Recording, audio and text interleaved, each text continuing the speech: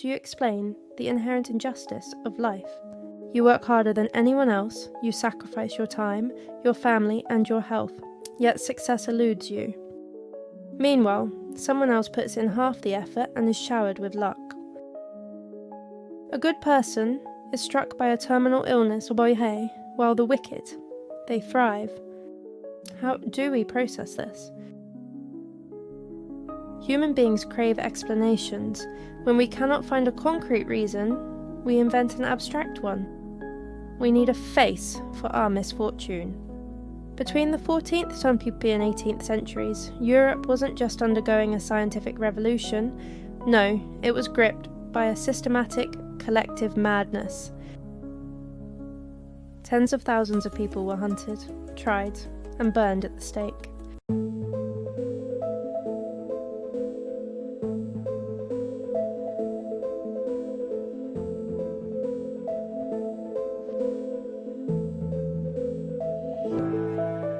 But this wasn't just religious zealotry.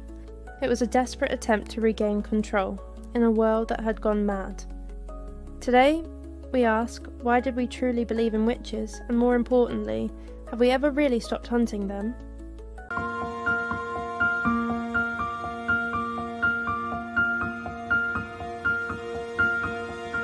History often paints the transition from the Middle Ages to the Enlightenment as a straight line. It wasn't. While some were debating the stars, the majority were living in a nightmare.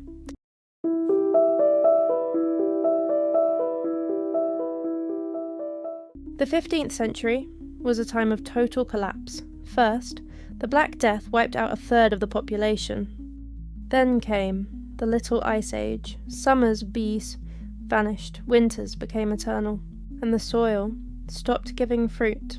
When your children die of unexplained fevers, and your cattle drop dead overnight,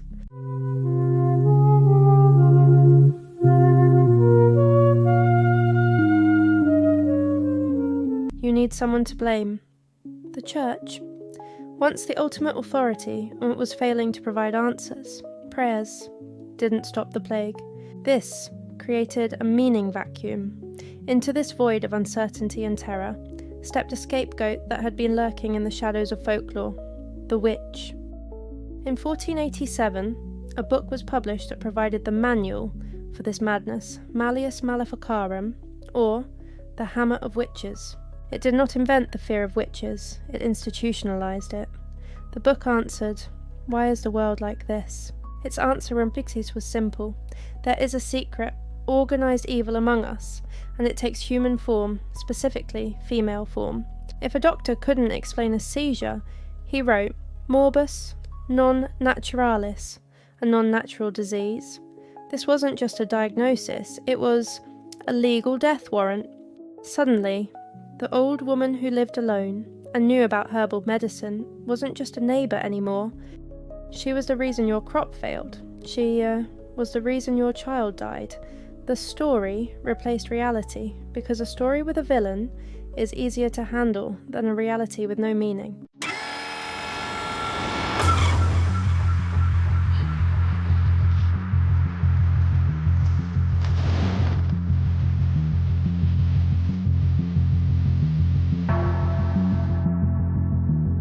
But there is a lingering question.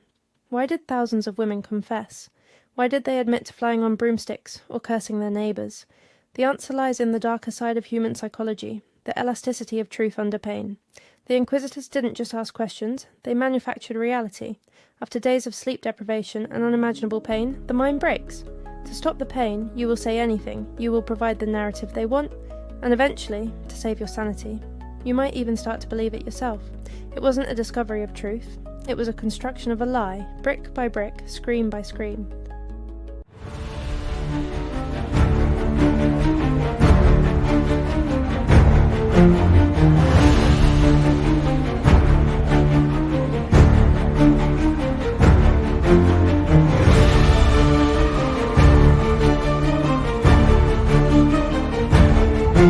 Why did this persist for centuries? Why? Did neighbours turn on neighbours? Social scientists call this moral panic. And you? In times of high uncertainty and low control, societies default to collective reflexes. Accusing someone was a survival strategy. To remain silent was to be suspicious. To accuse was to prove your belonging. It was an emotional contagion. Once a trial started, it triggered a chain reaction. A single accusation often led to 3 more. We saw it in the 1950s with the Red Scare, where fear turned neighbours into informants. Today, the stage has changed, but the actors are the same. On social media, a witch is identified within hours, a label is attached, a hashtag goes viral, and silence is seen as complicity.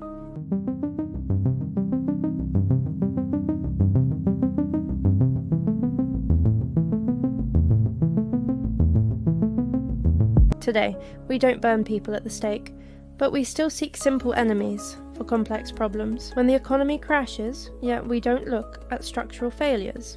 We blame the outsiders. During a pandemic, we retreat into conspiracy theories to give a face to a microscopic threat. We are still the same humans who lived through the Little Ice Age.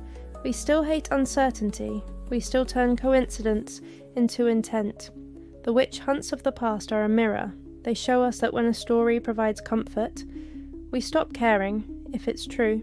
The real danger isn't the witch under the bed, it's the story in our heads. So, look at your screen right now.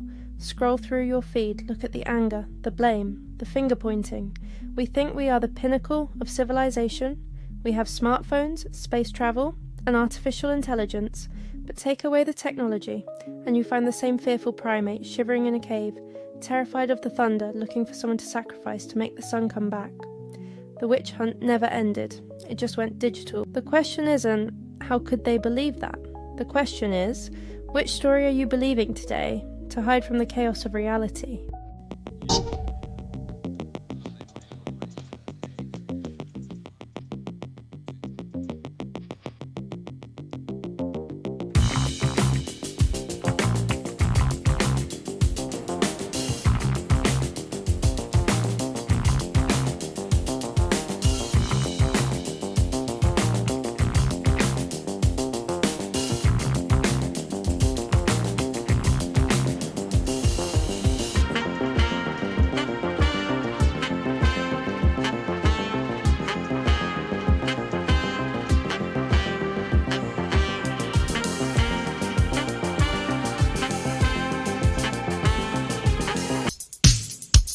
If you found this story eye-opening, make sure to subscribe, like, and share.